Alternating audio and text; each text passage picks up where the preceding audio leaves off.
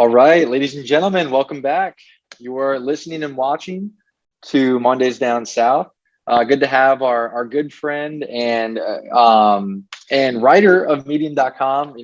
Love this guy. He's been on probably more than any other guest that we've actually had on this show. But Mick Dolan is back out of Denver. I believe he looks like he plays for the Colorado Avalanche over here with those hockey vibes with that mullet. But Mick, welcome back, man. And obviously, I'm not sure if you want to talk your Eagles or not after that dismal performance, but welcome to the show nevertheless.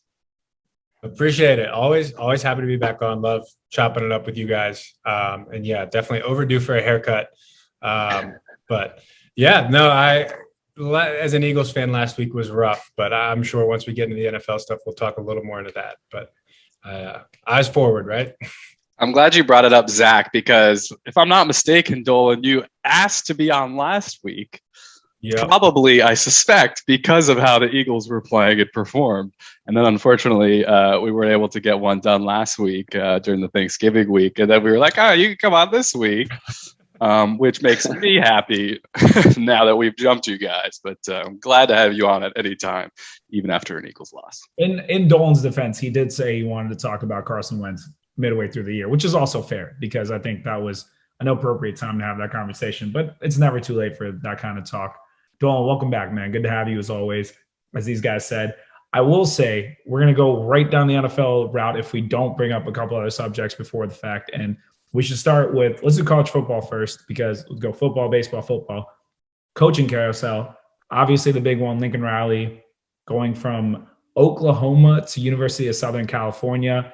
I still haven't quite processed why that's happened or what the situation was, but I don't know if you guys got any more updated details on what the deal was or what he was offered or what it was, but Ev sent something to me the other day, and I don't know if this has been confirmed, but I heard Lincoln Riley got over $100 million. I think it was like $150 million. They offered to pay $5 million on each of his homes above asking price, so he made $1 million on that. And then apparently they're paying for a $6 million home for him in Los Angeles so he can be closer to USC.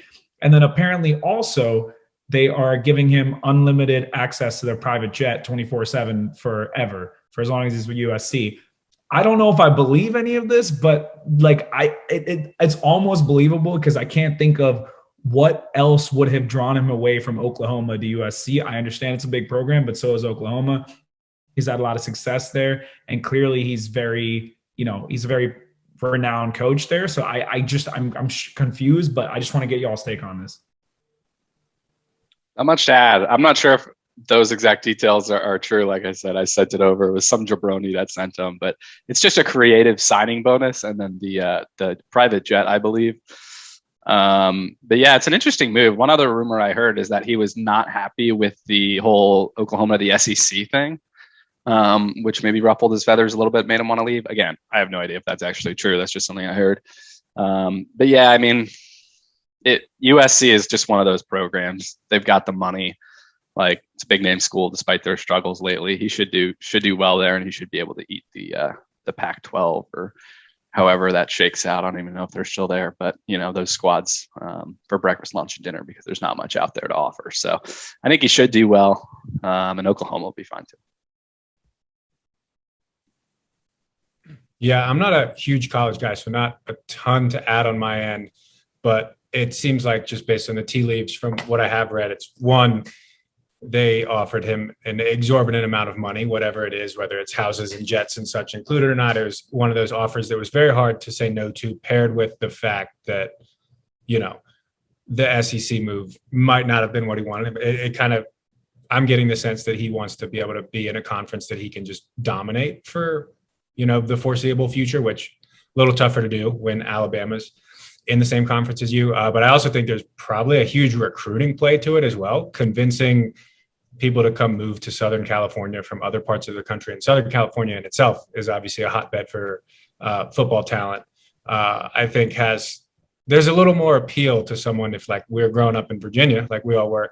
If you told me I could go play football in Los Angeles or Oklahoma, all things being equal, that's a little easier to say yes to as well. So could be something at play there. Yeah, it kind of reiterates the fact that he didn't pick the LSU job, which, one could argue was probably the most valuable job. It's just throughout the entire coaching carousel process. But I actually really like the move, and it makes sense too. Lincoln Riley is still a relatively young guy, an offensive mastermind. It kind of looks like embodies like the Cliff Kingsbury. Like, I'm just not surprised that he went to LA. Like, I think that's probably a fair move, and really excited for him too. I'm actually surprised he was at Oklahoma for the length of time that he was. So overall, pretty happy about that. Were there any coaching carousel surprises? Like, for example, VT, we thought up until the last moment that Bill O'Brien was going to be coaching the Virginia Tech Hokies, and that would have been very problematic for a variety of reasons, especially a PR front with him just shouting and having like temper tantrums on the sideline. I'm not sure if you guys had any like surprises or any things that you're particularly excited about, but selfishly speaking, I'm very, very excited about defensive coordinator for Penn State, Brent Pry coming back. And, actually here's an interesting stat, guys. There have been more Virginia recruits that have gone out of state, not to the Alabamas and surprisingly not the SEC schools, but to Penn State. So when Brent Pry, and the majority of them have been defensive players. So when Brent Pry is the defensive coordinator for Penn State, and he's now coming back to Virginia Tech, he was born and raised in Lexington, Virginia, and he used to be, a GA for the Hokies under Foster and Beamer. Hopefully that brings a recruiting edge back, in state and prevents these players from going elsewhere. So just an interesting thought there. But yeah, any surprise you guys have? I will say, Zach, there's something about your respective teams, whether that be the Falcons or the Virginia Tech Hokies, that seem to love Alabama offensive coordinators in multiple situations, whether it's Sarkisian or Bill O'Brien. And it's just not good news that is the case. But fortunately, neither of those coaches are coaching for your respective teams now, because I feel the same way I feel about one as I do the other. Both of the guys just happened to be in really good situations, whether it was with Bill Belichick and the Patriots with Bill O'Brien, whether it was Sarkisian with Saban and others. They just haven't proven that they can do it on their own, and they've had other stuff going on that I can't get behind, in the sense of like their anger on the field and just like what they are as coaches. So you guys got something much better. I remember Penn State defense coordinator being good. I don't know a ton about him. I know the name, but I will say that anything is a step up for teams like yours and mine with the changes in coaching, given the last decade of our existence. We used to be relevant when we went to college, and we haven't been relevant since. So looking forward to seeing what your guy does. I'm happy we have Beamer. I'm a little bit concerned because Oklahoma's job's open again. I don't think he's going to leave, but apparently he's on the short list. So I'm like, please don't do that to us. I doubt it. Didn't even think about that, actually. And I will say one more thing. I do actually disagree. I think USC was the better opportunity for Lincoln Riley, because I feel like they probably gave him a heck of a lot more. And if he's leaving Oklahoma, I feel like a big reason he's doing that is because he doesn't want to coach in the SEC. I don't know if I respect that personally. I think that's kind of him like saying like, oh, it's going to be much easier for me to go coach in a conference where like basically there's 2 or 3 relevant teams. But at the same time, he's going to get recruits out the wazoo, like Dolan said, to come play in LA. If you can recruit to Oklahoma, you can recruit to US. I mean, if you can recruit to anywhere, you can recruit to Southern Cal, to that beautiful campus and everything else. So I think he made the right decision, and more power to Brian Kelly. I don't know why he went to LSU, or why LSU went that route. I don't know. All this is very confusing to me. I had that thought too, Cy, that Lincoln Riley continues to kind of duck the elite competition of like staying at Oklahoma a little longer than maybe people thought, like Zach said, and then now choosing USC, where like, there's not much competition out there. But Brian Kelly was actually the surprise for me. Like, I don't know if you were getting at saying that Brian Kelly is not a great coach, but I actually think Brian Kelly is a great coach, and I didn't really hear his name. And I think it's not a surprise in the sense that like they also threw a ton of money at him. It makes it a lot easier for him to have a shot at the national championship, being in an SEC school. But just like, he's been there so long, like 2 of my close buddies from college are Notre Dame guys. And they were like completely surprised, just because like he's been there so long that you kind of just expected him to stay. But he's on the move now. And then congrats to you, Zach. I think that's a great hire. The fact that you guys were having trouble recruiting in Virginia blows my mind, because like where else are Virginia recruits going to go if they want to stay in state and be like close to home or something? Like, it just doesn't make any sense. They're going to Liberty. Liberty. I don't know, man, but hopefully it can turn your program, away from being a team that has to storm an opponent's field at basically an even game just because you're going to a bowl game. Like, that was an absolutely embarrassing look over the weekend. But congrats, you're off to a bowl game. Must be. It nice. Wasn't a great look. I am not denying that. But what's making me laugh too is the Brian Kelly. Like, isn't your fantasy football team named after like some bizarre Brian Kelly comment? That's right. He's a character. But he's done a good job there. Dolan, anything from you? Sorry. I was just gonna say, I think LSU and Florida both got good coaches in Kelly and Billy Napier. The only thing that was surprising me is Napier to Florida made a lot of sense to me. I just didn't expect LSU to go get Brian Kelly and vice versa. I didn't expect him to leave Notre Dame for LSU. For some reason, I expected LSU to go get some like big name in the NFL or go get something like that. You know what I mean? Because you go from Saban to Miles to what, to winning a national championship with Oberon or whatever. I don't know how to pronounce his name. That guy's confusing to me. To like Kelly, which, I mean, I'm not saying Kelly's been great with Notre Dame, but they also haven't done a whole lot with them in the sense of like they've been competitive, but they haven't had any big games to show for it. I mean, I guess until they haven't won any big ones, yeah. Until back into the Te'o days, was he? I think he was there when they lost to Bama. I think that was the last time they were like super relevant on the national scale. So anyway, that's what I have. Well, when Shane Beamer goes to Oklahoma this offseason, I'm sure South Carolina can get Dan Mullen to replace him. I'm sure you'll be thrilled with that. That'd be a tough one, but I'm feeling good about Beamer. He seems very happy. We're going bowling, and we did not storm the field when we found out we were going bowling. So that's a win in its own right too. That's fair. All right. One other thing, sorry, we're awful hosts to Dolan because he's been quiet. But you were mentioning Shane Beamer being a candidate for Oklahoma. I heard Oklahoma now might try and hire the guy that TCU just hired like 3 days ago. Did you guys hear that? Oh, I love that. Would that be hilarious?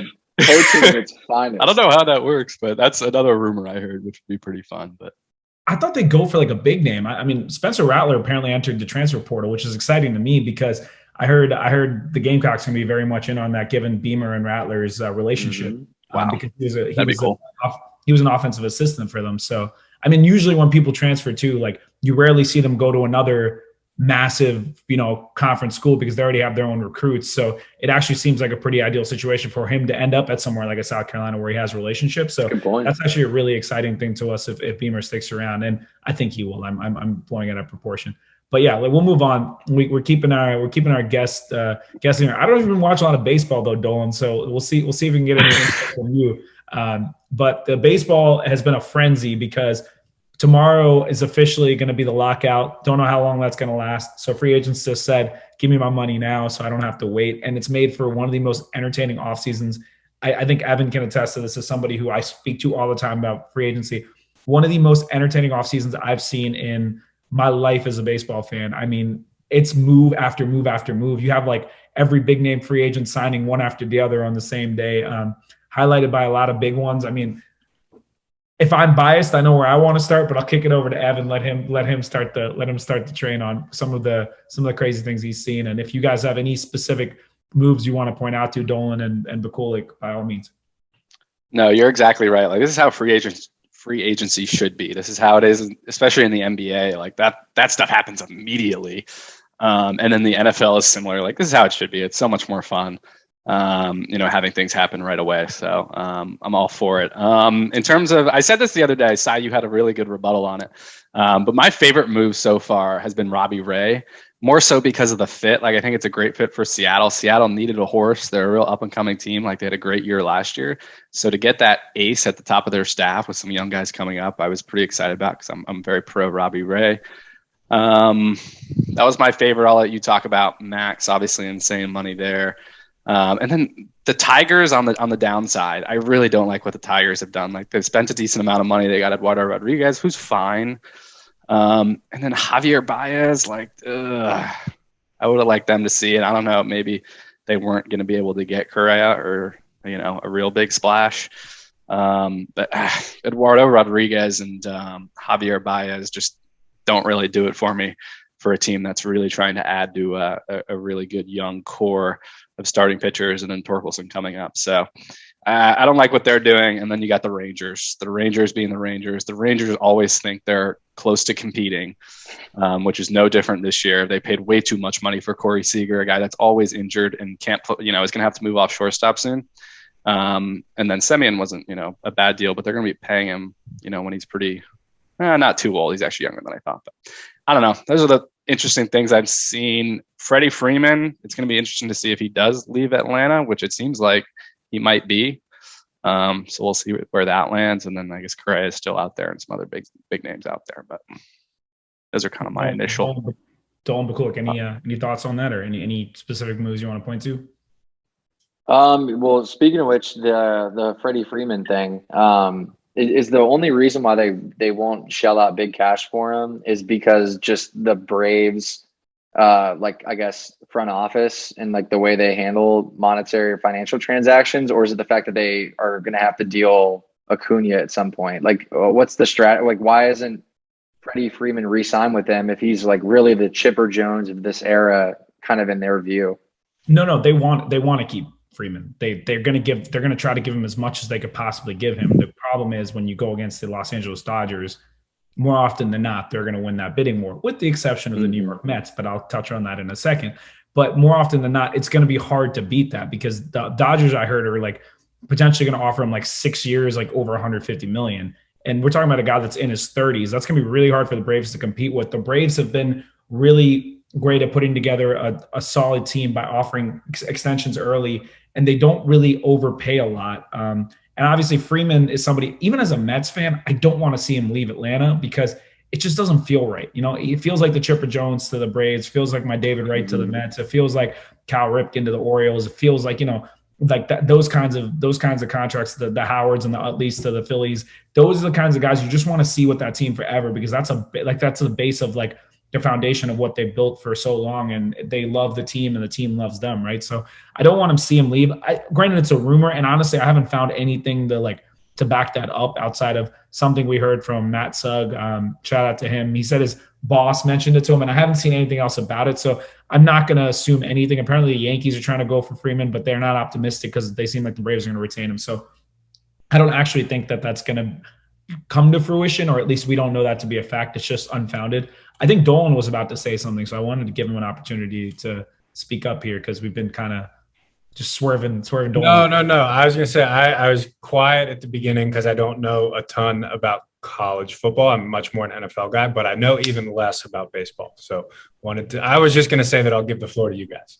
I appreciate that. I appreciate that. The other good point about Freddie Zach that someone mentioned I didn't realize is that he is from LA.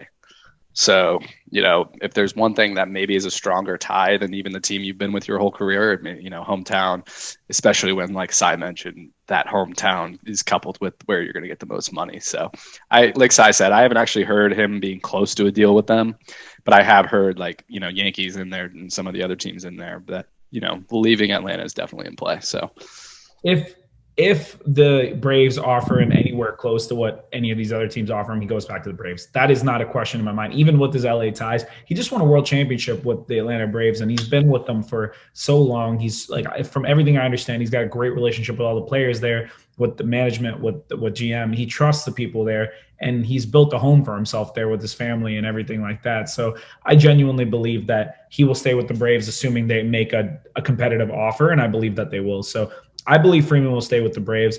I do want to say real quick, I think Robbie Ray was a great signing. I'm not disputing that. I just don't think it was the best signing because he isn't the most consistent pitcher in his career. He's an incredible strikeout guy.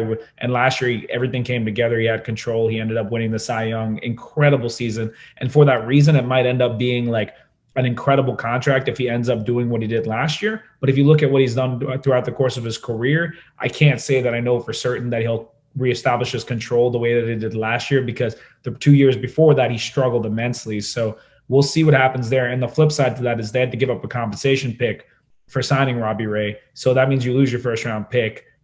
So I don't know. We'll see what happens there. I actually really like Gossman going to the Blue Jays because I feel like they found a replacement for Ray, who maybe isn't as good as Ray, but is definitely improved the last 2 seasons and shown consistent improvement. And I think he'll do well there. Speaking of starting pitching, I've been waiting to say this the whole time. Max Scherzer is going to the New York Mets. I don't know how this is possible. I never in my life thought I would speak that sentence. It makes no sense to me. We offered him the biggest average annual value deal in the history of the MLB, giving him a 3-year, $130 million contract, meaning $43 million plus a year for Max Scherzer. It's crazy to think about because the dude's 37, but last year was arguably one of his best, if not his best season ever. And so I love that we did it. We have Jacob deGrom and Max Scherzer headlining our rotation. If deGrom's healthy, Scherzer's healthy, I can make an argument that's the greatest 1-2 punch in MLB history, at least given what they've done over the last 5 years of their career. I mean, deGrom in trajectory for like the greatest pitching season of all time last year, and Scherzer in trajectory to be one of the greatest pitchers of all time pitching together. Super excited about that. On top of the fact that we spent over $120 million collectively on Starling Marte, Eduardo Escobar, and Mark Canha on Friday. And my favorite thing about all of this is this might all go in credit to Steven Matz for pissing off our owner, whose agent pissed off our owner. I don't know if you guys heard about this. His agent did some like weird thing where like he got a deal from the Cardinals, but he never came back to the Mets because apparently they had some like conversation about how they would like, you know, show him a deal or whatever. And then Steve Cohen, our owner, tweeted out like, oh, I've never seen such unprofessional behavior from an agent in the sport before. Like I would have never seen anybody do that. And then the agent replied back, like, I'm not going to even like talk about it or whatever. And Steven Matz got, I think, $44 million for 4 years. And then in the next 4 days, our owner ends up spending, I think, $270 million over the next 4 days. So if we end up winning a World Series and end up being successful, I want to thank you, Steven Matz, and your agent for pissing off our owner and getting him to pull out his $14 billion that he has in his bank account and just throwing money at people. And I'm stoked, man. I'm stoked about the Mets. We've not been a big market player, even though we've been in New York City for over a decade because of our previous owners. And it's fun to see what we're doing. So I had to take a second to talk about that, but that concludes my rant because you guys know I'll talk Mets all day, especially when we do things that are somewhat positive, which doesn't happen very often. So, got to take my moments.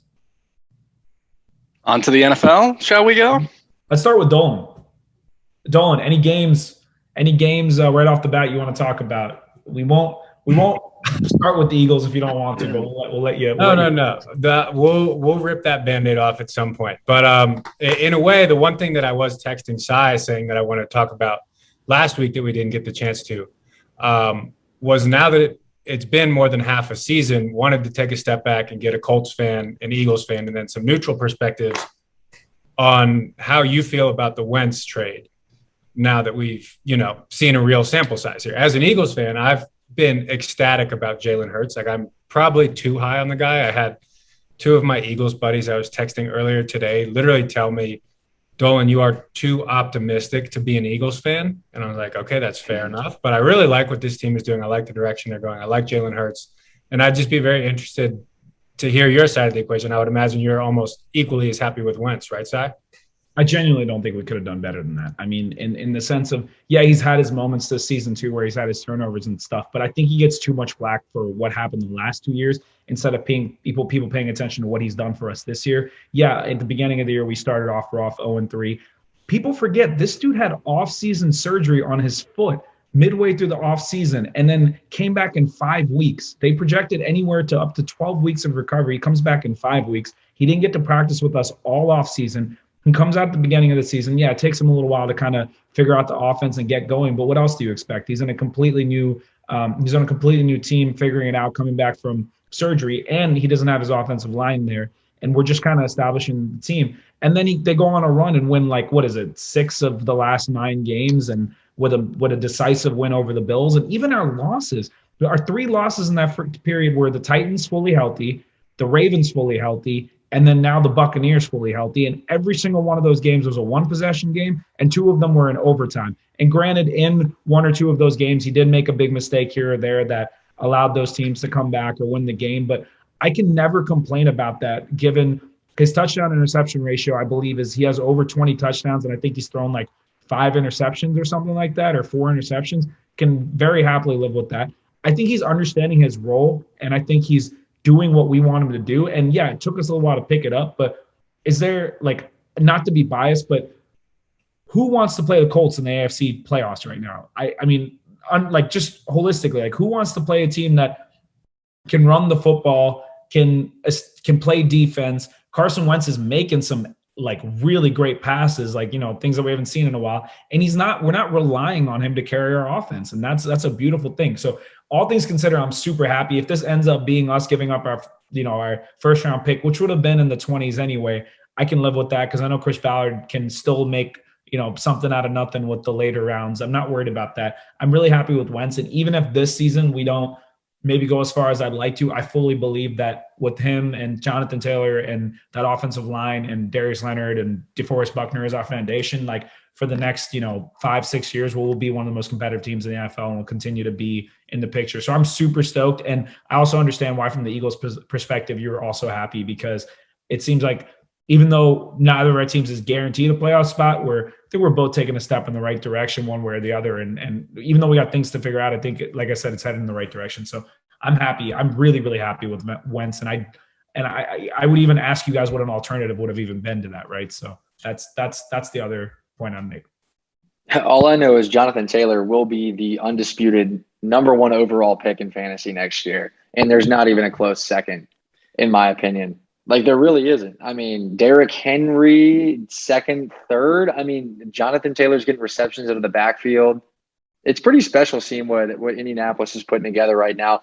And I actually do think a lot of that is overshadowed with the Patriots, their recent successes, I think consistent 4 or 5 game win streak, the whole Belichick's revenge tour. He's trying to get his Super Bowl now. And so, the Indianapolis Colts still kind of continue to fly under the radar. Now, it still is a little unproven, right? I believe they are 5-6, or they 6-5. Not sure if they're 500. What are they? We're 6-6.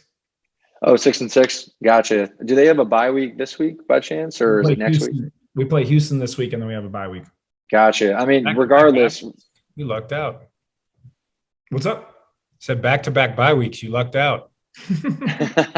Yeah, well, okay, you say that, but so far we've played the Rams, the Seahawks at full health, the Titans at full health twice, the Ravens in Baltimore, the Buccaneers, the Bills, and then coming off the bye week, we play the Arizona Cardinals and the New England Patriots in back-to-back weeks. So that's 9 of our 16 or 17 games are going to be against legit competitors. And that's or at least legit competitors at the time that we played them. So it's been a ridiculous schedule. Not that that's an excuse, but that makes me even happier with my team. Well, I mentioned, the number 1 overall pick in fantasy, which, was Christian McCaffrey almost unequivocally. Now he's injured.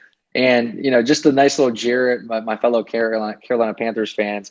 We had John McDuffie on the podcast a couple weeks ago, and we actually had him sound out the "I'm back," and I think you could replace that with "I'm trash." Cam Newton is awful. I'm not sure if you guys have seen the statistic, nor do we have to talk about the Panthers game, but in Cam Newton's last 10 starts for Carolina, he's 0-10. So until they get a win, I guess we can talk about them differently. But Ev, I wanted to open the floor to you. Any games you wanted to specifically give a shout out to? Yo, quick though, I want to get your perspective on the Eagles and the Colts, because you have friends on both sides, and you've always been critical of Wentz and the deals and stuff. So I'm curious to get your perspective based off Dylan's question. I'm always anti-Wentz, and I will say a couple of weeks ago, it was looking like worst case scenario for the Colts, like when Wentz was still maybe not even a couple weeks ago, earlier than that, because you guys were going to give up the first round pick, maybe not make the playoffs. Now, granted, you haven't for quite a few years. And Wentz was looking like a very average quarterback. That's very expensive still. But I mean, if he keeps playing like this, especially like you said, with a full off season and he's fully healthy next year for the next, 3 or 4 more years on that contract, then he'll be well worth it. But, great job by the Eagles too. They'll get a first round pick out of it, even towards the back end of the draft. So it's looking like a win-win right now, even if the schedule precludes you guys from a playoff spot or a real run this year. But you guys should be set up well for the future. And Zach, your fantasy note, everyone's going to go back to the Christian McCaffrey well next year. Until that guy No way. retires, I'm he's not going touching that. 1-1. I said it at the beginning of this year. He should not be the first overall pick because he's always hurt. Anyway, the guy I said should have got hurt as well. But I guess other games. I don't have my thing in front of me, but let's go. I want to talk about the Bengals a little bit here. I disrespected the Bengals last week, picked Pittsburgh to upset them, but I'm having a lot of trouble figuring out how good they are because they went on that run earlier in the season, looked like they were legit, hit a couple stumbling blocks there in the middle, and now they look really legit again, but I'm still just not convinced. So I kind of wanted to gauge y'all's meter on the Bengals. How convinced are you that they're, maybe a contender of some sort after last week's dominant win? Lone, let's get your perspective since I think Zach, myself, and Evan talked about it quite a bit in the last couple of weeks. But yeah, I did a little bit of a deep dive on the Bengals when I was writing a bit earlier this year, and it was kind of because I had that same question. I was like, these guys are winning games, but like, is it legit?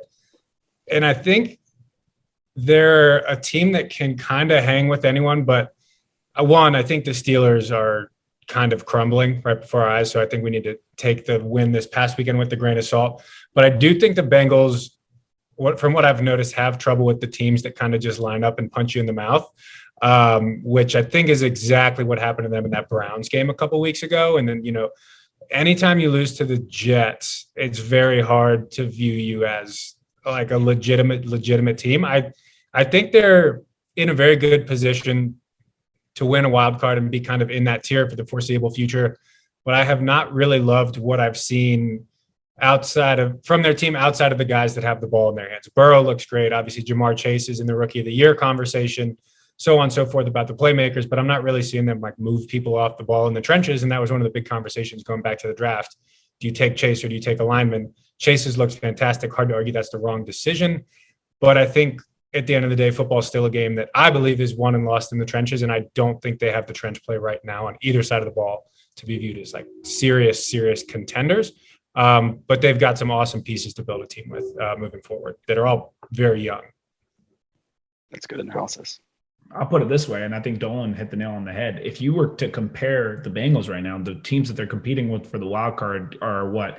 The Bills, the Colts, and the Ravens, I'd probably say are the four that people are most saying are competitive in that wild card sphere. There's probably others, but those are the four that stand out to me. Where would you rank them among those four, right? Because we're talking about them as a wild card team, but how much is that? And again, I don't want to make excuses for one team or another. How much of that is schedule? How much of that is who they've beaten versus who they haven't beaten? These are the kinds of questions I ask myself because the win against the Ravens was maybe their most decisive one where they won by double digits or by multiple scores against the Ravens. But then you look at the Ravens and you're kind of like, how good are the Ravens? Because they'll go 1 week and barely beat Miami and then go lose to a team they're not supposed to lose to and then beat a team that is good and kind of back and forth. You could argue the same thing about the Bills and the Colts. Bills a little more in the sense of they'll lose to teams they shouldn't lose to and then, also have beaten good teams. Colts in the sense of we've beaten good teams but also lost to teams that we had like games that we could have won and we blew it. So I think there's like a sphere of teams like right there in that conversation. But when I think about it, I would put the Bengals at the bottom of those four, just because exactly what Dolan said. I don't trust their offensive line and I don't trust their defensive line. And I'm a full subscriber to your football starts in the trenches. That's how you keep your quarterback healthy. That's how you run the football. Even though Joe Mixon has been going off, that's how you play defense. Like that's how you start from the point of attack. There's just, it's kind of mind-boggling to me that the Bengals it's almost like they're ahead of schedule, I feel like. And I feel like there's some sort of regression to a mean. And not that I'm saying they're not a team that would be tough to play in the AFC playoff picture, but I'd be more tentative about facing one of the other teams that are listed just because I would think, more clock control, more, taking over or whatnot. I think they're like a year away is how I feel. And it sounds like that's kind of where your head's at as well. They've got a ton of awesome pieces, but just haven't completed the puzzle yet. Address your line first. I think they're more than a year away, Mick. I think they're more than a year away. I would not be afraid to play this team in the playoffs if I were, the 3 or 4 seed. Maybe I'd locked in my division. The reason I don't think they're a fearsome opponent is because they play undisciplined football and that they have a new head coach. They have a young quarterback that is full of promise, and I don't deny he will become one of the elites.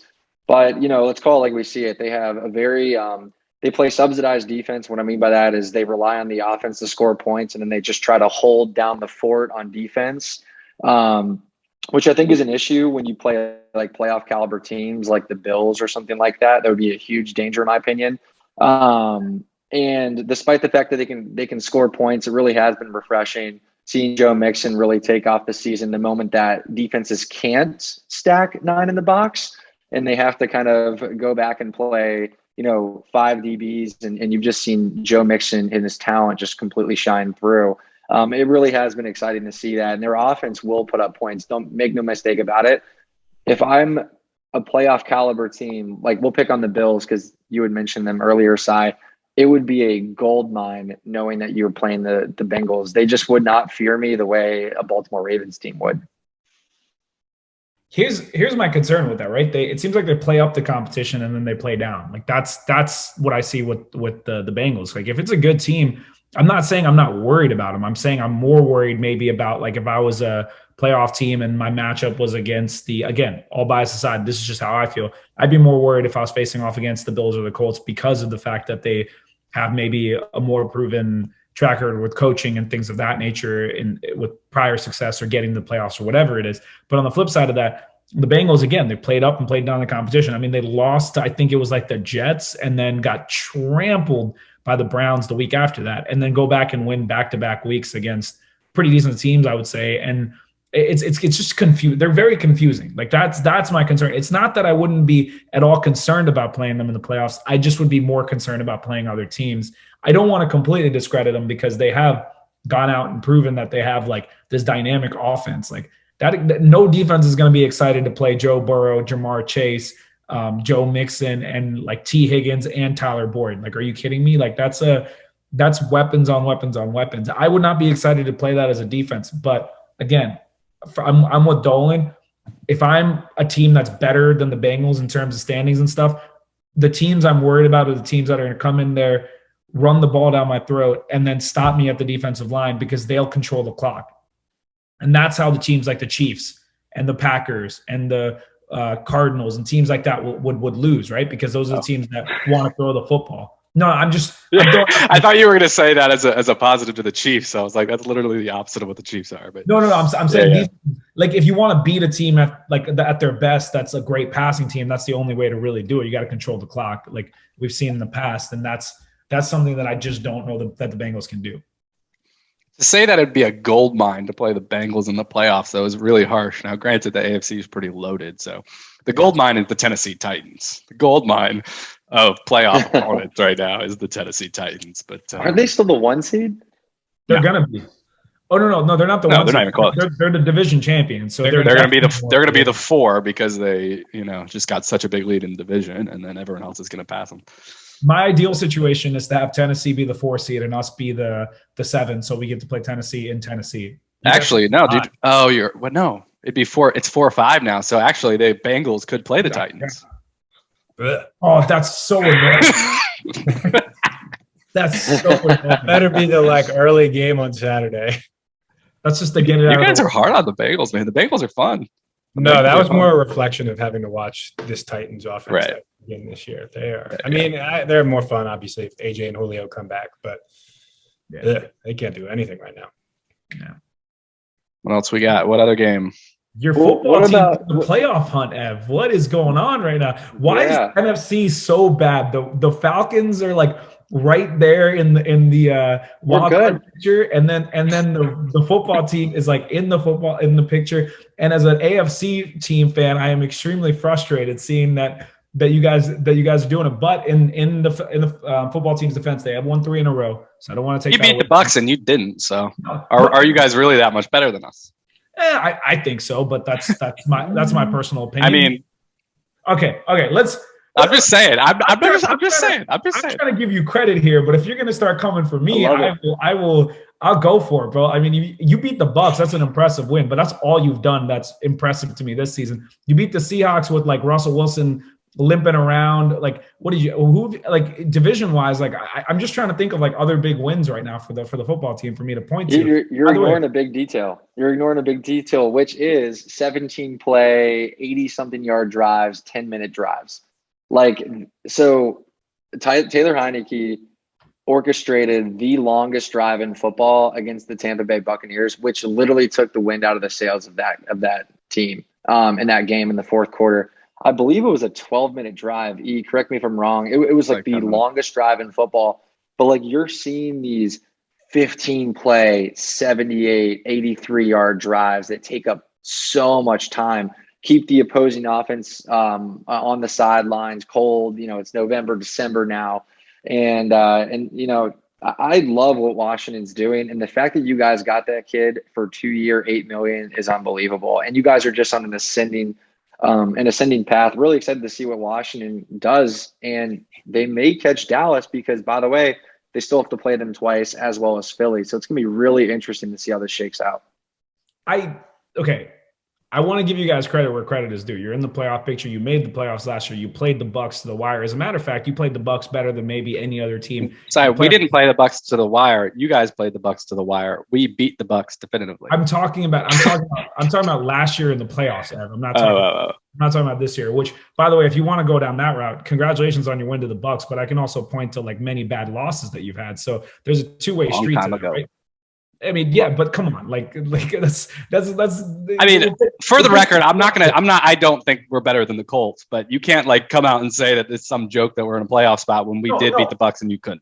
I'm just saying. By transitive property, that's fair, but you also can't come out and tell me that the NFC playoff picture is not easier than the AFC playoff picture because you have less good teams. I mean, if there's one thing we can agree on, the Falcons suck. And they are in the wild card picture. Let's not. I don't know about that. We were up 21-0 against Urban Meyer's Congratulations on that one. I can't even take myself seriously.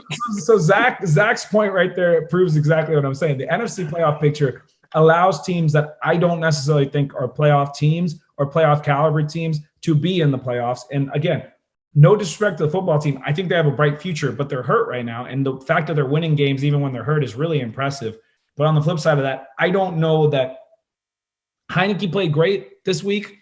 I still don't believe that Heineke is the guy to take you there down the road in the sense of whatever. I mean, Zach said ascending. I don't necessarily believe that they're ascending. I think they're maybe what they were last year again, if not a little bit worse. I actually think that they were better last year than they are this year personally, but that's my own personal opinion, just because I think that Alex Smith played really well for them, and then he got hurt, and then Heineke took over, and he played fine. That was kind of my perspective. Dwayne Haskins, brutal. What do you mean? You guys won a ton of games. Taylor Heineke this year is all. Did you watch Alex Smith play last year? Who did you have as your quarterback? He's on one leg. Who did you have as your quarterback last year when you had the decisive win against the Cowboys that like really turned you guys around? Alex, but did you see? I mean, I'm telling you, by the end of the year, did you watch that Eagles game? He couldn't even move. I mean, sure. I'm just saying, like I think your peak was with Smith last year, even though the Bucs game was great. Like I personally, that's my opinion, right? Either way, I don't think you guys are on an ascending path. I think you're maybe where you were last year at this point. And I did not expect you guys to win 3 in a row, so I'm not going to take that away from you guys. Congratulations on that. Beating the Bucs was a huge win. I don't really know what to make of the Seahawks right now because it seems like anybody can beat them right now, and I mean that with no offense to the football team, but they looked awful out there. Russell Wilson does not look like himself. And it's not just because he can't throw the ball. It's because he's missing reads left and right. Like you watch that game and there's like receivers open on almost every drive and Russell Wilson never misses those throws and he's missing it left and right. And so that's why I'm kind of like the fact that it had to go down to the wire and they scored a touchdown because, I mean, Landon Collins got hurt, so I won't take that away from him. But you guys let up that play to give up a touchdown at the end of the game, and then you almost let up an onside kick that only didn't come back because their guy was lined off. Like, that's not a team I have a lot of faith in, if I'm being completely honest with you guys. Like, that was not an impressive win by any means, albeit Heineke deserves credit for what he did. To be fair, we dominated that entire game, and if our kicker didn't get hurt, then it would have been a 10-point game and it wouldn't have mattered. The end was a mess, I'll give you that. But we dominated that whole game. The kicker part stands true, but I don't think domination is like a one-possession game, though. I mean, look at the stat. As someone who's not biased towards the football team, they were in control that whole time. I mean, They should have gone into halftime up 10-7, and they get an extra point blocked, and all of a sudden it's 9-9. Logan Thomas catches a ball in the end zone. I'm going to go ahead and say it. I think he caught a touchdown there, and that puts it at a 2-touchdown game. Obviously, a lot of things went wrong, and as an Eagles fan, definitely didn't like. I wouldn't say I became like, oh gosh, like I'm now scared of Washington, but being neck and neck with them in the division right now, it's like, okay, like they're not the trash heap that I thought they might have been after the first couple weeks of the season, when their defense, which was supposed to be their strength, couldn't stop anybody. Defense looked good yesterday, even without Chase Young. I don't know if Heineke's like the answer, the long-term guy, but he's at least proving like he should get a chance over these 2 years or whatever it is you guys sign him up for. Like, build around him, see if he can do something as beef it up. There's a lot of value to paying a quarterback not $40 million every year and trying to build something around him. So I think at least let it ride for the time being. I don't think he's the answer, but he's playing good ball. Well, and you also think about the NFC playoff picture, and you could argue it's equally as competitive as the AFC wildcard picture. And I'm not looking at this in a current state. I'm looking at this in the future state, because I knew Sal was going to start to crack a smile there. But hear me out, Kuna. You got talk about ascending. The San Francisco 49ers look like a completely different football team. And you're talking the 49ers and the Rams are both going to be wild card teams once the Rams get out of this longer than assumed lull, right? That they're still trying to iron these kinks out. On top of that, you have a team like the Washington football team or the Minnesota Vikings, who are certainly good enough of defeating a relatively top-seeded team in the NFC. So I wouldn't shy away from the NFC's level of talent. When you look at some of the other players like Atlanta and Carolina, just wait for time to do its thing. They will be nowhere near that position in a couple of weeks. But I really do think Washington, Minnesota, and San Francisco. Oh, by the way, there's also the LA Rams, who are going to be a wild card team. It's a pretty dangerous front, not going to lie. So just something to kind of pay attention to.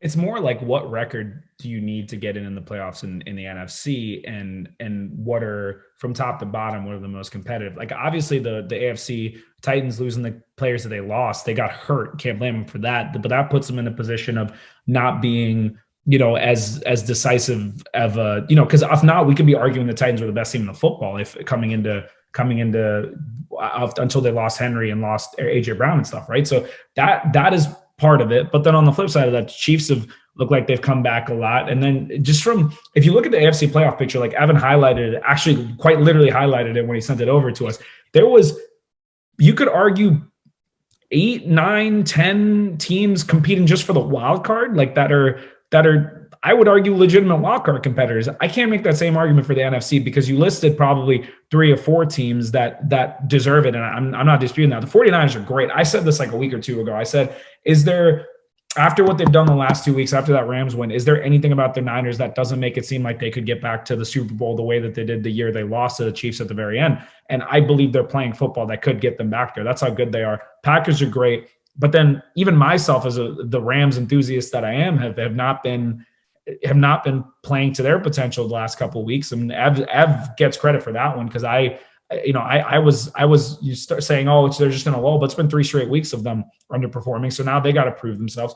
Packers are good, and I'm not disputing that, but it's basically Packers, Cardinals, and then the 49ers, who just started really kind of taking the step up, but it's almost like they're replacing the Rams. And then you got the Bucks. So that's four solid teams right there. And then you got the competition for those next 3 is like, I would argue if the Rams can get out of the lull, they're up there. Again, no disrespect to the football team, or I mean, I don't even mean no disrespect to the Falcons. Like the Falcons, that's my point, right? Like the fact that the Falcons with full disrespect to the Falcons, it makes no sense to me that if they win a game and the football team loses a game, the Falcons are in the wild card. Like, no team in the AFC is even close to, like, marginally as bad as the Atlanta Falcons. Like, that's my point, right? Like, even the teams on the outside looking in the AFC are, you could argue, legitimate competitors. Like that's where I'm a little bit like where I made that point earlier. It's not to say that I don't think the NFC has good teams. I just think the AFC is deeper.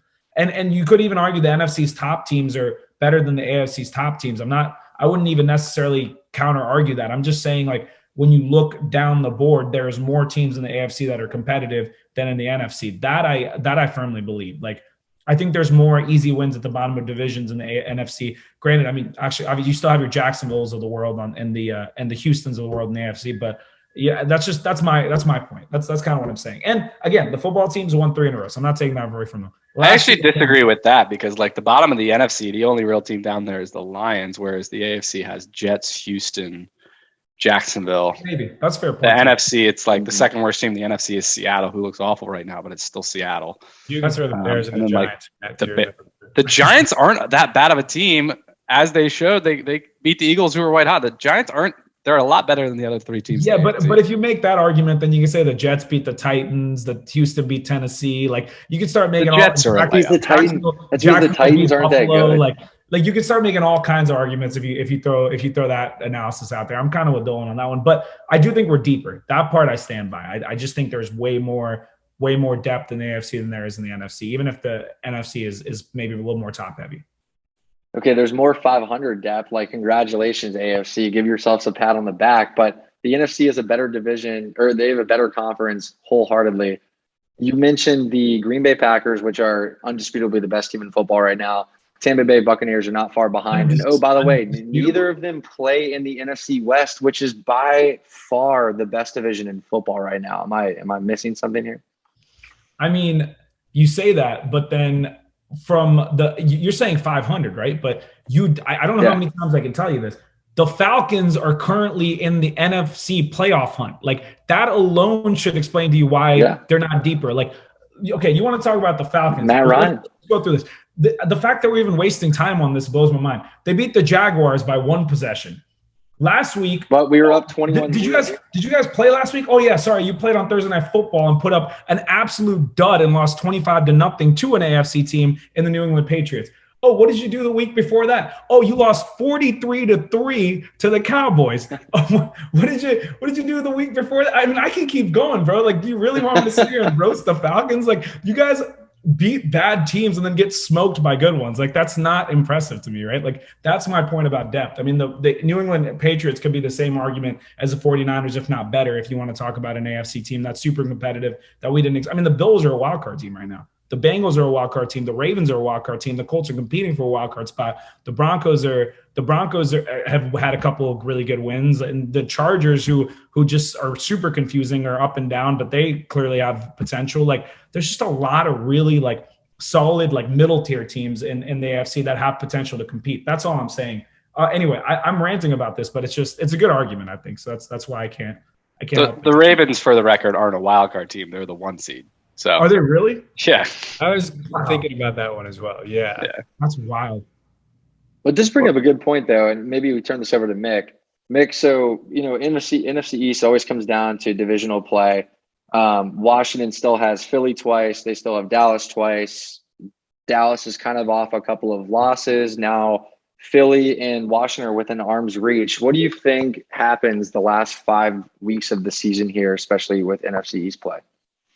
Yeah, I mean, I've said this, I think, on this podcast before, either as a guest or at least in a couple comments. I am not out on the Cowboys yet. I think they put up, close to 40 points on Thanksgiving without their top 2 receivers. I think they're in a rut right now, but I still think they're going to end up winning that division. I think Philly and Washington are neck and neck. I definitely envision those 2 splitting down the line. I think both Philly and Washington are probably on the outside looking in of the playoff picture when it's all said and done, though. I do think that Minnesota and San Francisco, as well as the Rams, are kind of just 1 tier above those teams. I know, at least I don't know as much about Washington's schedule. Philly does have a pretty light schedule down the stretch, so they could win some games, but that won't necessarily reflect the talent level they are as a team. They've already, if we go back to when this all started, everyone thought the Eagles were going to be a terrible, terrible team, and I think they've already exceeded expectations. And then the recent win streak that they went on kind of overinflated their expectations. I think they're right around a 500, maybe sub 500 team, and I think Washington's right there with them, whereas I still think Dallas is like a pretty solid 10-win team who, not many people are going to want to see a healthy Dak Prescott, CeeDee Lamb, Amari Cooper, Michael Gallup. I can go on and on and on. lining up against them on offense anytime in the playoffs. So I still think Dallas is a very big threat in the NFC, despite the fact that they might be reeling right now. But, this at the same time is the story we've seen a million times before with Dallas. They look flashy, they look great, and then they just can't get it done when it matters most. So I don't know.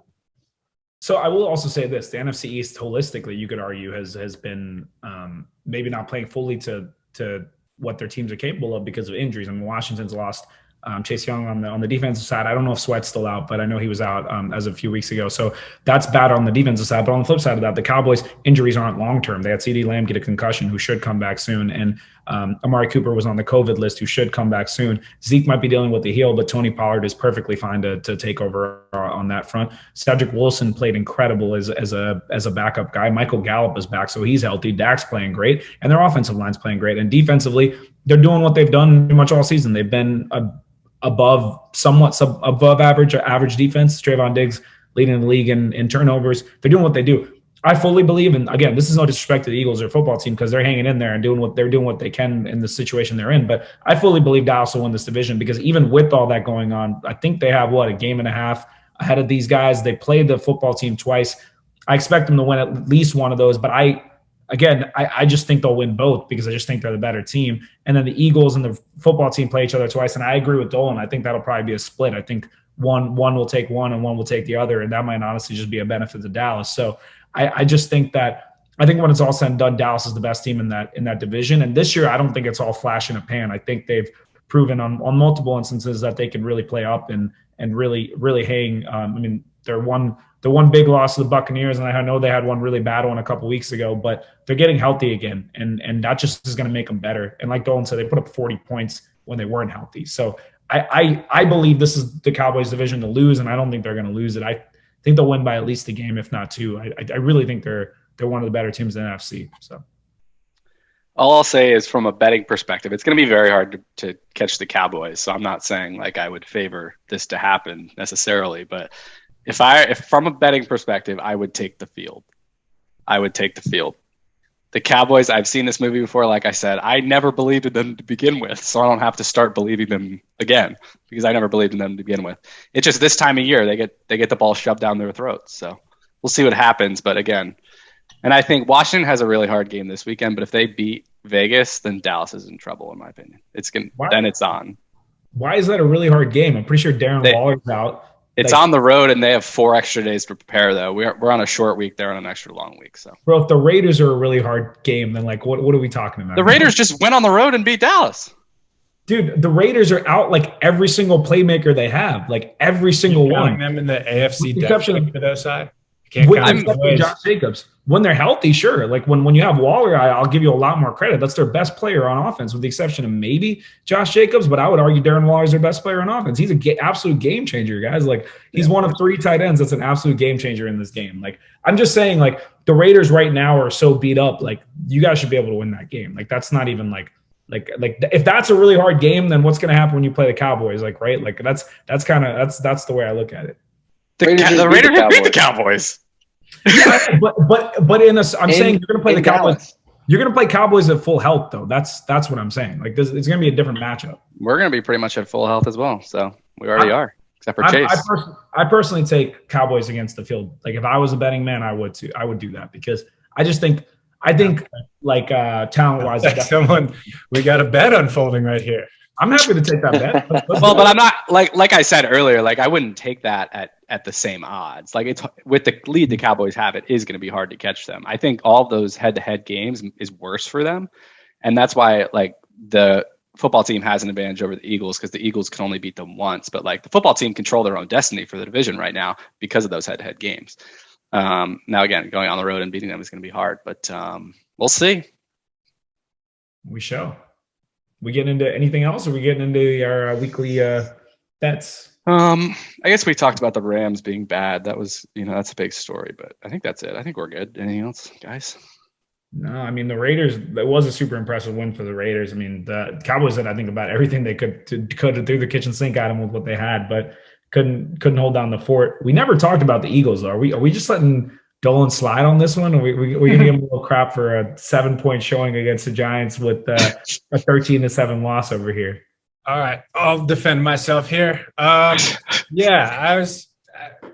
Everything about this game screamed trap game going into it. I mean, on the road, like against a division opponent, like you kind of got to throw the records out the window sometimes. And this just was one of those games where you see teams just from the first snap think they already won the game. And the Giants just kind of punched them in the mouth right away. And the Eagles weren't prepared to play. Like they played really bad football against a not very great team. But with that being said, nothing has me wavering. Oh no, Jalen Hurts threw 3 interceptions. You know, people do that, especially guys who he's basically a rookie. I think that was his 16th start ever. And at the end of the day, in my eyes, he still had 2 game-winning drives. With around 2 minutes left, maybe a minute and a half left, they're driving down the field. Boston Scott fumbles, I don't know, somewhere between the 20 and 30-yard line, where they could have easily scored a touchdown and win the game. They forced the Giants on a 3-and-out, get the ball back with, I think that's when there was like 90 seconds left, is when they got the ball back again. No timeouts. Jalen Hurts throws 2 perfect passes to Jalen Reagor in the end zone, and he drops them both. The foundation of this team is in a very good spot. They're going to trounce the Jets this weekend. Like, I'm not worried. And like I said earlier, they have already exceeded my expectations for the year. I thought this was going to be around a 5 or 6 win team, and they're already about at that mark. So given the reset button that they pressed this offseason with the Wentz trade and all that, and the fact that they have 3 first-round picks in this upcoming draft, and Wentz's contract's going to be off the books, I have a lot of optimism for the Eagles moving forward. But like we were just talking about in that wild card picture, I think they're just on the outside right now. But I think if with another good offseason, they'll be making some serious noise this time next year is where I really think they are. Yeah, I think they're the second. I think they're the second best team in the NFC East personally, just from like the season holistically, because that loss to the Giants was bad. There's no disputing that. I think not that I'm comparing them to the best teams in the NFL, but I think a lot of the best teams in the NFL have had a bad loss here or there too. Like it's holistically, like it's like you said, everyone has trap games, right? Like everyone has a game where you play under expectations, unless it's a very unique season where you just really are above and beyond. But I actually think the Eagles have like things to look forward to. I actually do really like Hurts. My big thing with you guys, and that kind of something that I felt like you got away from with the Giants, is why don't you run the ball, man? Like that's really when you guys turned your season around. Like I really started respecting the Eagles, and I started picking them in our picks. Like I remember Ev giving me crap. He's like, "Why are you picking the Eagles?" And I'm like, dude, ever since they started running the ball, this is a team that like offensively is way more menacing, because you have to worry about Hurts keeping that ball and running himself, or you have to worry about the running backs. Sets up play action. I think Devontae Smith's developing a little bit more. I think they got like something to look forward to on offense. And your defense has been solid pretty much all year. Like I haven't seen them like, like for the most part, the Eagles defense always seems to play pretty decently. So I don't know why. This last week was a weird trap game, but I really hope you guys get back to running the ball, because if you do that, I believe the Eagles will finish second in the division, and you got a shot at the wild card. I mean, I think there's probably 3 teams that are more definitively going to be the wild card teams. I think it depends on who takes the division. I think it's the Cardinals going to take the division, and I bet the Rams and the 49ers will both end up being wild card teams. And then there's that one other spot, and that's going to be the crapshoot. And I think the Eagles got a shot at that, and of course, football team got a shot at that. But that's the one that you guys are competing for. And I think in order to do it, you might have to beat the football team both of those games, like Ab said, because football team's got the controls their destiny a little bit more because they played the Cowboys twice. You guys have already had you've had your turn at it the first time around. So that's where I think like you beating them twice is really going to make that statement. But if you get back to running the ball, I got faith in the Eagles being the second place. And I think if they can add a little bit more to that offensive line, to that receiving core, and get a corner or something here and there, and add. I really do think the Eagles have a bright future. I trust Hurts. Hurts has been playing really well. I mean, I can't fault him for what he's done. Last game was the only game that I can point to where I was like, wow, he was like really, really underplayed in this one. Like every other game, I can say he's at least, done what is expected of him. And that I can give him credit for. So that's how I feel about the Eagles. I'm not going to give him a ton of crap for losing that game, because I think every single one of our teams and every single good team in the NFL this year has had a dud. So should we do some picks? Well, yeah, let's do it, man. First of all, how would we do analytically? You guys were making fun of me a couple weeks ago or last week for having like Ooh. atrociously different picks than you guys did. So I'm curious to see how we fared out. Yeah, I don't do a very good job of saving the prior weeks, but it didn't work out for you, Zach. We didn't like crush you, but we both beat you by a couple of games. Actually, I might. As long as I'm still in the lead. Yeah, so Sinai that week, or maybe no, this is last week. I don't know. Anyway, I'll just go to the current standings. We got Zach obviously still in the lead at 63%. Size 3 games off the pace. Ooh, I am quite a bit further back. I'm 8 games off the pace, unfortunately. And the guests have had a nice showing. They're at 62%, which is right on size level and just a bit behind Zach. So yeah. Zach, I think 2 weeks ago I was like 7 or 8 games behind you or something like that. So I know this is a crucial size closing. I need to redominate. I took the championship last year, Zach. So you better watch out, buddy. I'm making a little late season comeback. And if I remember correctly, I'm not liking this at all. If I remember correctly, Dolan had a really strong performance in his guest appearance. He gets lumped in with all the other guests, like I said here on the score sheet. But I remember his being 11 or 12 win week. So let's let it ride. You did have to go. All right, sweet. We'll go ahead and actually start with Mick since he's the guest selector right now. Thursday night game, Dallas playing at New Orleans. Dallas currently holds a 4.5 spread. Mick, kick us off here, man.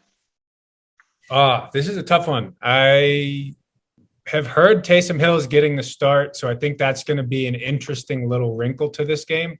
I know this podcast has gone on about Taysom Hill a time or two before, and I think that's going to make for entertaining football, if nothing else. But I got to stick with what I was saying about the Cowboys, I think, being one of the better teams in the NFC. And before too long, I think they'll get things back on track. The way the Saints are playing recently, very good chances this week, so I'm going with Dallas. It's time to hit the panic button, boys. Alvin Kamara and Mark Ingram are back as well.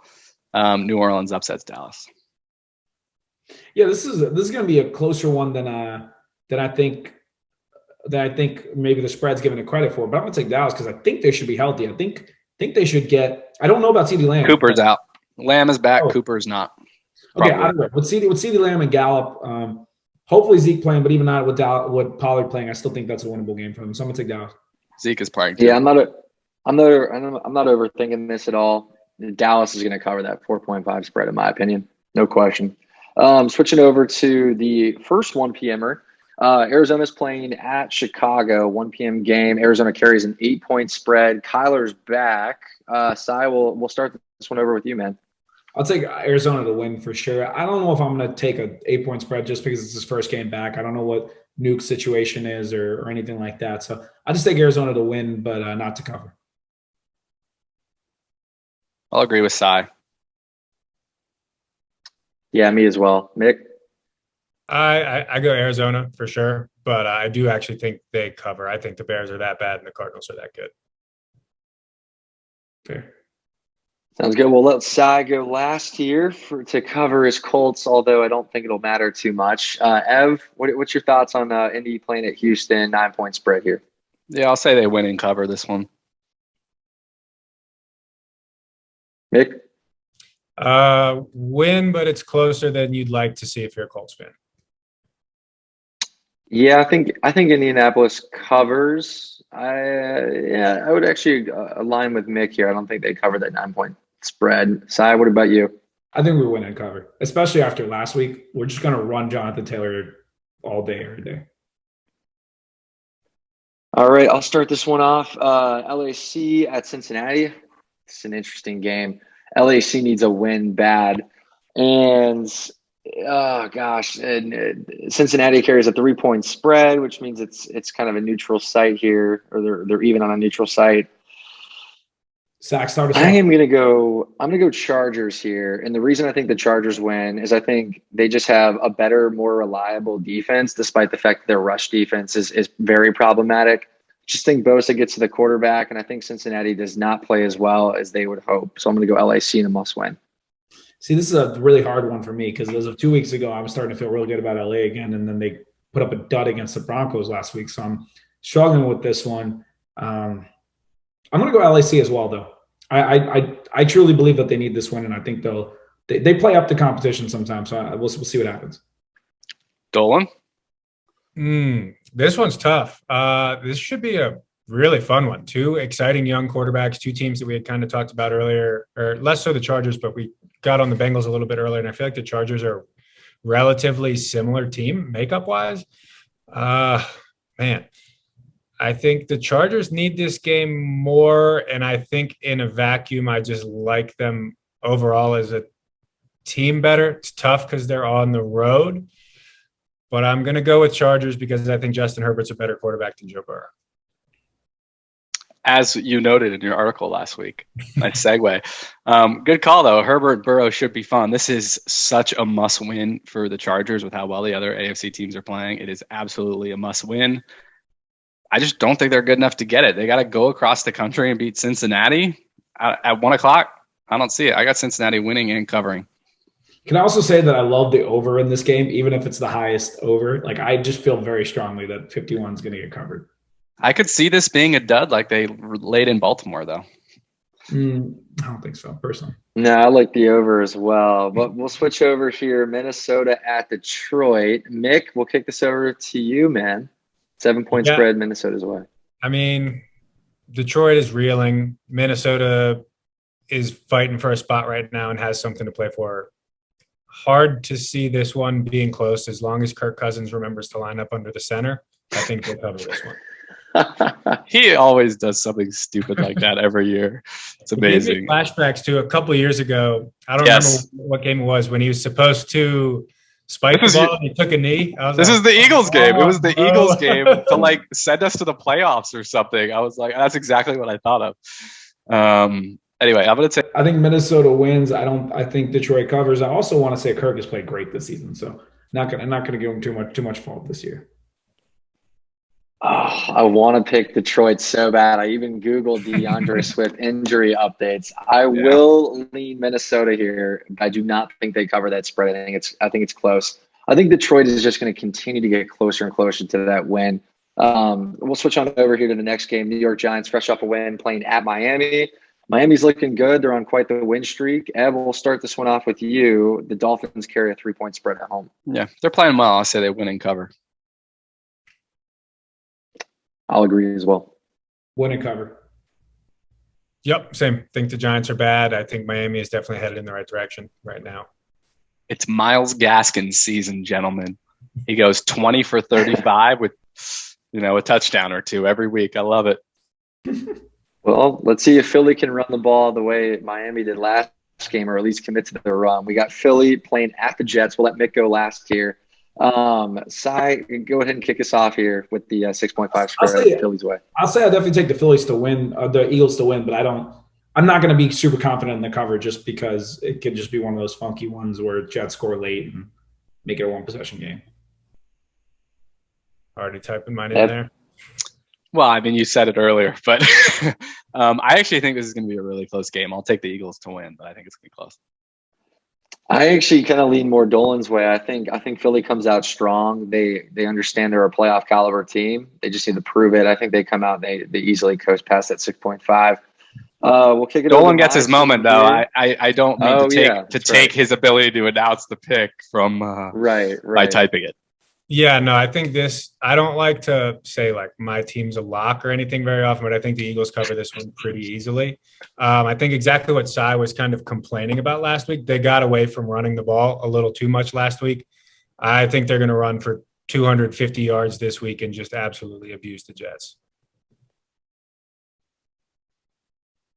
Fair. Zach should be bothered. That is fair. All right, so Tampa Bay at Atlanta. Yeah. Let's just get through it. Now, I do not think Tampa Bay covers that spread, though, but whatever. It doesn't matter. There you go. Atlanta sucks. All right, Jacksonville at the LA Rams. Rams, 13-point spread. We could probably coast through this one as well. Ev, we'll start with you. Okay. Yeah. There we go. I do think the Jags cover in this one. I would take the points. Their defense has low-key been playing kind of well lately. Trevor Lawrence looks fantastic, but I don't have the stat on me. His receivers have to lead the lead in drops. But, man, that guy's special, and I would love to see him with any sort of a supporting cast on offense. Would be wonderful. Yeah, I'll say, all bias aside, I'll say that. But at the same time, the dude's made some awful plays too on the flip side of that. So I'm not gonna give him a pass. He's throwing some bad picks. And I get frustrated because he was getting Andrew Luck, Peyton Manning, John Elway comparisons, and I'm like, all those guys.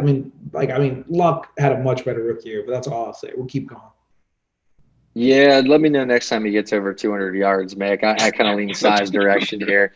All right, so we'll go with Washington at Vegas here. It's going to be a great game. Vegas holds a 2.5 spread at home. Mick, go ahead and start us off on this one, man. What do you think? Yeah, this one is very tricky.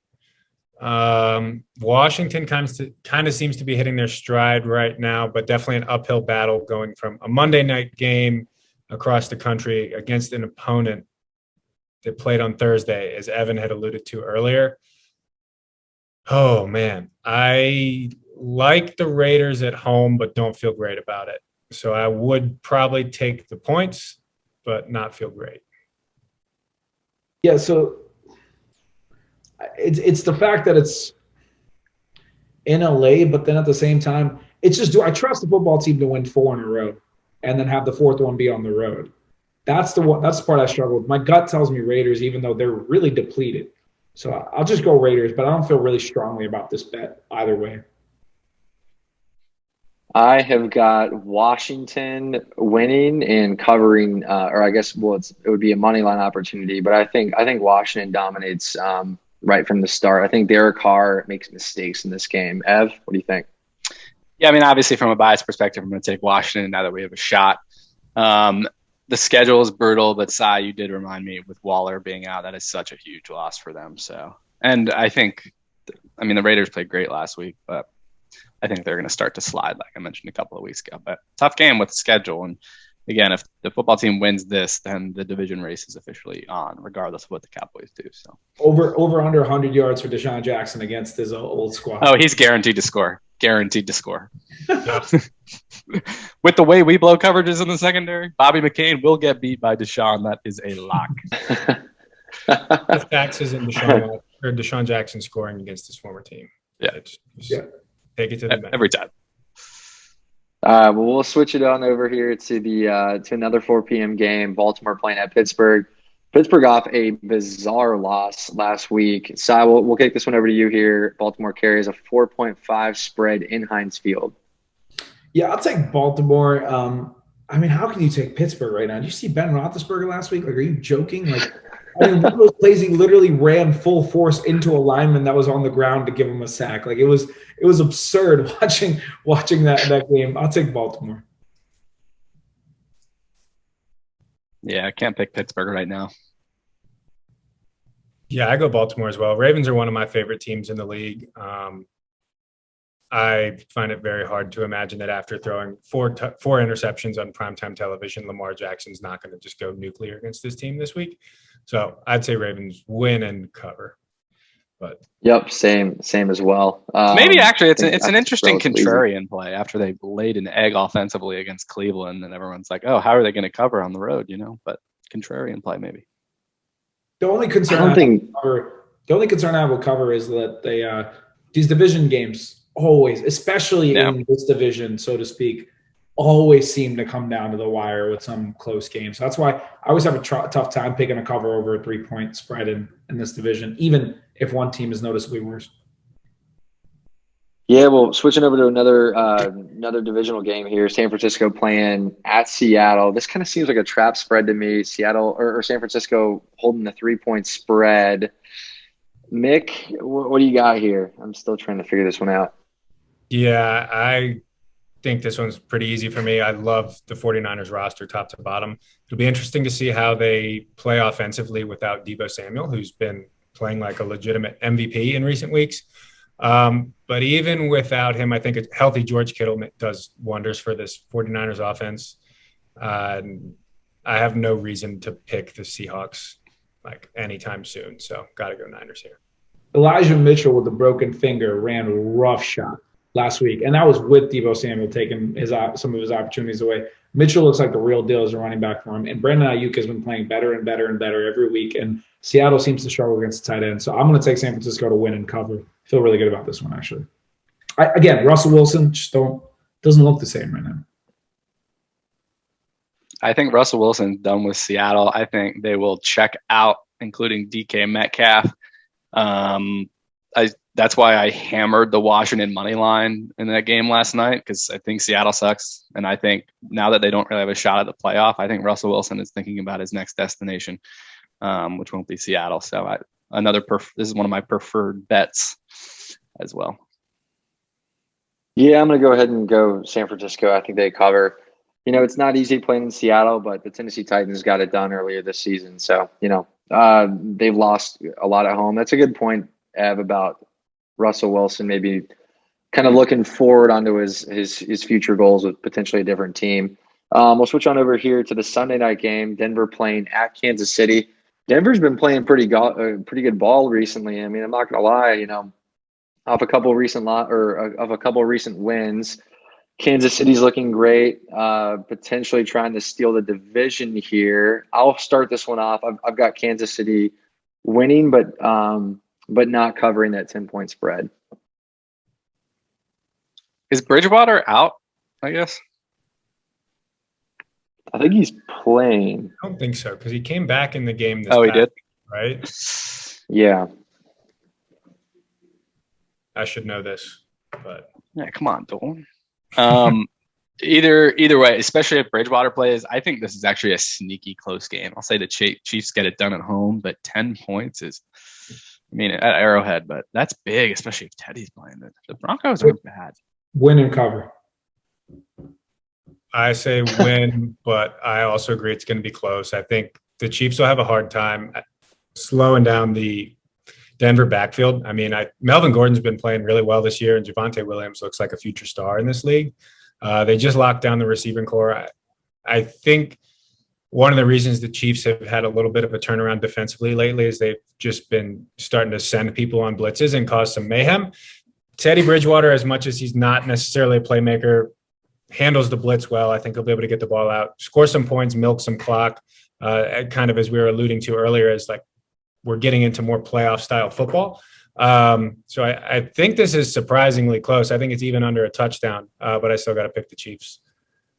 I think the Chiefs are back. That's how I feel. So, and this is actually would have been a great topic to talk about last week, but unfortunately we weren't able to record. But I think we had this whole thing about are the Chiefs back? Are the Chiefs back? Are the Chiefs back? I don't think the Chiefs have to be back to be an elite team in this league, because I don't think the Chiefs offense is still back. They abused the Raiders, but I just think they're a little different. The defense has played well the last few weeks. The offense has managed the game a little better, but I'm not convinced it's that same juggernaut offense team. I think they have to play a little differently, and I think they are playing differently, which has put them back on that upper echelon of teams.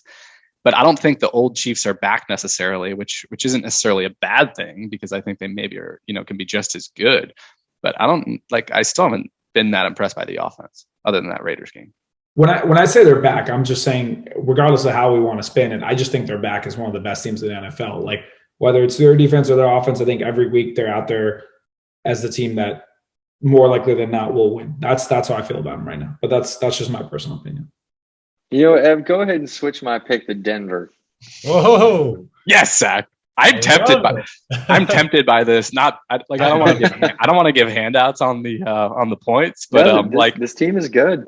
The money line has to be plus 200 or something. It's got to be over 2-1, no? Yeah. I might do it. These guys have some of the best corners in the league. Patrick Surtain just ran another interception back for a touchdown. It's his second or third of the year. So I appreciate you giving me a closer to that win total that you got over there, Zach. I appreciate that. I like it. We'll Zach. see. We'll talk next week when you're just gonna be bowing down. So you're gonna be bowing down. Let's see. We'll finish off with quite an exciting Monday night game.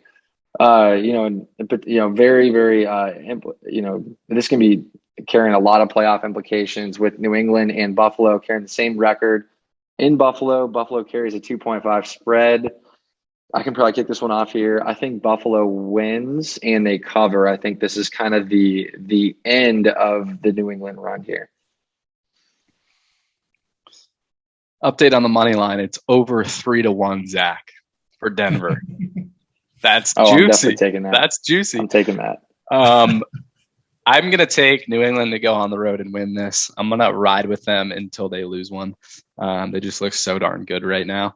And I was thinking this the other day. Do you realize that a Tom Brady, Bill Belichick Super Bowl against each other could very much be in play this year?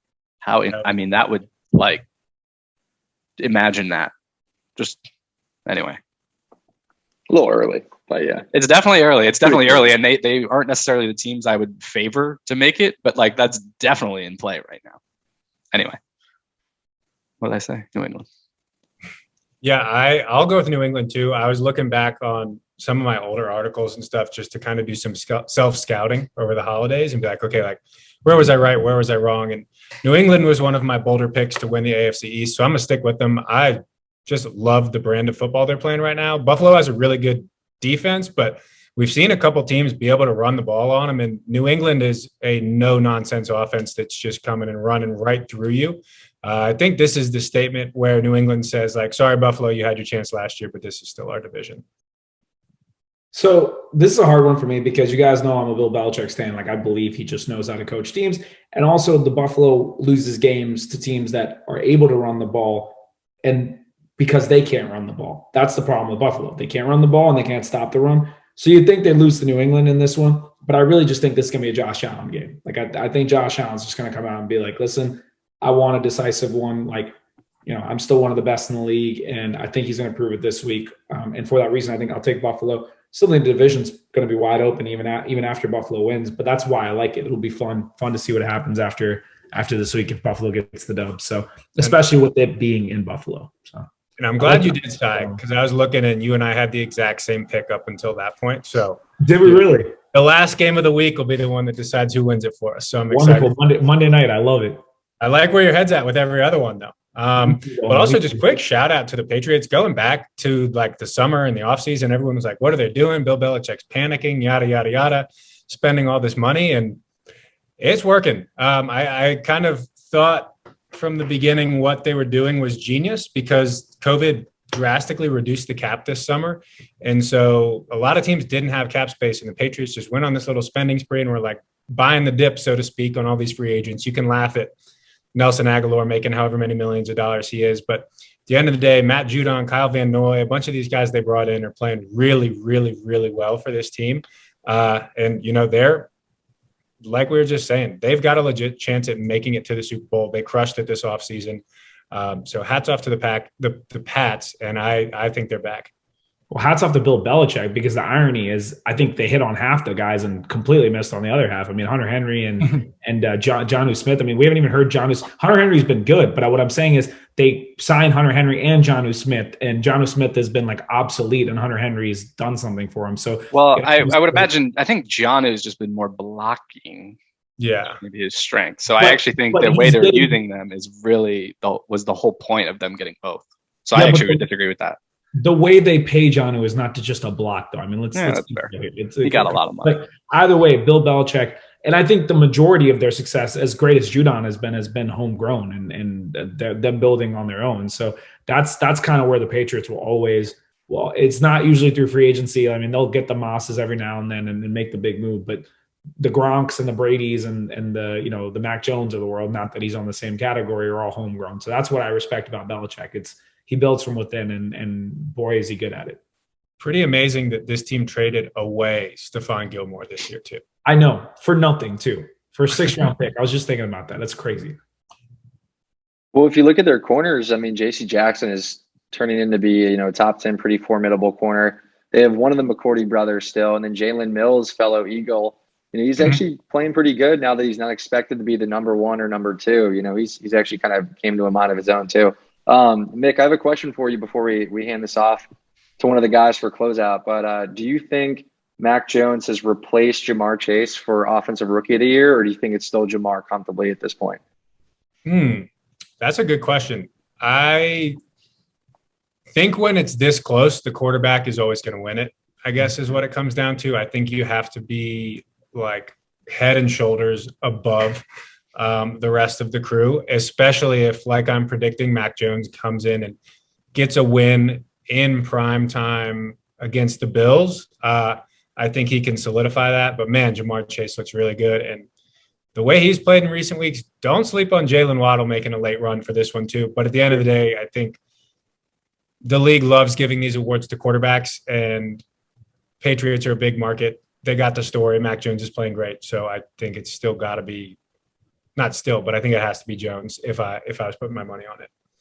I feel for two guys though, because all the guys are listed are obviously very deserving. I feel very much for Kyle Pitts being in the position that he's in, and I feel very much for Najee Harris being in the position that he's in, because I think both of those guys have shown flashes of like immense talent and upside, but the problem is their situations are just brutal. So I hope they can get out of that, because we're talking two perennial offensive studs for the next decade or so. So, but the three you listed, Dolan, I think are definitely at the top of the list. But I agree with Dolan. I think as long as both teams are playoff competitors, Mac Jones is going to win it, because the best player on the Bengals is Joe Burrow, and then probably Joe Mixon, and then probably Jamar Chase, in my opinion. So that's kind of why I would look at Mac Jones first. I guess that's all we got. Yeah. Nice long one this week. Dolan, thanks for coming on. A week overdue. Looking forward to chatting NFC East down the stretch, for better or for worse. It usually gets ugly, but it'll be fun, as it always is. Thanks everyone for tuning in. Check us out, Spotify, YouTube, the usual. Maybe we'll get some posts out on Instagram, do the whole works as we gear up towards a playoff run here. But Dolan, last word. No, just always a pleasure being on here talking with you guys. Great catching up with the Stonebridge boys. And just last word is Jalen Hurts, franchise QB baby. You heard it here first. It's I'm speaking it into existence. Love that dude. Love the Eagles. And I really do think they're building something special down there, even if they're a year away. But more than anything, just happy to be back on here. Love talking with you guys, and always a pleasure. Always willing to come back as well. So it was fun. And who would have thought? And who would have thought all four of our teams would be in the playoff hunt going into December? What a wild, Zach. Wild world we live in, including the Coolers somehow. Let it ride, Zach. Let it ride. Zach. Don't you guys sleep on the Falcons, man. Don't you sleep on the Falcons. I love it. Thanks again, everyone. That was Mondays Down South. That was Mondays Down South. Down south. Oh, this is going to be a joy to edit, man. Yeah, nice long one for you. We went long on this one. Dude, I enjoyed every second of this one, though.